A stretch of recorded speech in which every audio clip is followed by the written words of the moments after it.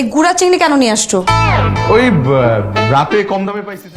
বর্তমান সময়ের টেলিভিশন নাটকে সামাজিক বার্তা আর বিনোদনের সুন্দর মেলবন্ধন তৈরি করতে পারা নাটক খুব বেশি দেখা যায় না।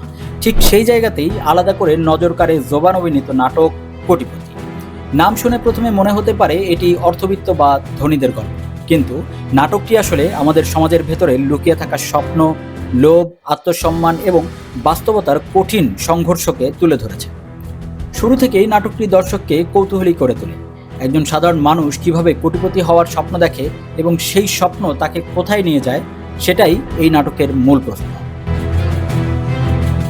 নাটকের গল্প আবর্তিত হয়েছে একজন মধ্যবিত্ত যুবককে ঘিরে, যার চরিত্রে জোবান অত্যন্ত সাবলীল অভিনয় করেছে। জীবনের সীমাবদ্ধতা, পারিবারিক দায়বদ্ধতা আর সমাজের চোখে সফল হওয়ার চাপ সবকিছুর মাঝখানে দাঁড়িয়ে সে কোটিপতি হওয়ার স্বপ্ন দেখে।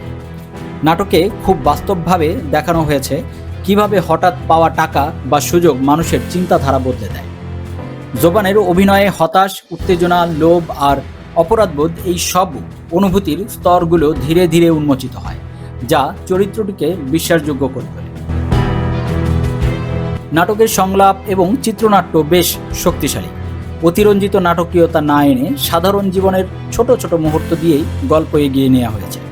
বিশেষ করে টাকা আসার পর চরিত্রটির আচরণ পরিবর্তন, সম্পর্কের টানাপোড়েন এবং নিজেকে নতুনভাবে আবিষ্কার করার চেষ্টা দর্শককে ভাবতে বাধ্য করে। এখানে কোটিপতি হওয়াটা শুধু একটা অঙ্ক নয়, বরং মানসিকভাবে কি হারানো আর কি পাওয়া সেটাই মূল বিষয় হয়ে দাঁড়ায়। পার্শ্ব চরিত্রগুলোও গল্পকে সমর্থন দিয়েছে এবং মূল চরিত্রের ভেতরের দ্বন্দ্বকে আরও স্পষ্ট করে তুলেছে। পরিচালনার দিক থেকে নাটকটি বেশ পরিমিত ও বাস্তবধর্মী। অপ্রয়োজনীয় গান বা দৃশ্য না রেখে গল্পের গতি ঠিক রাখা হয়েছে। আবহ সঙ্গীত নাটকের আবেগকে বাড়িয়ে তুললেও কখনোই বিরক্তিকর মনে হয় না।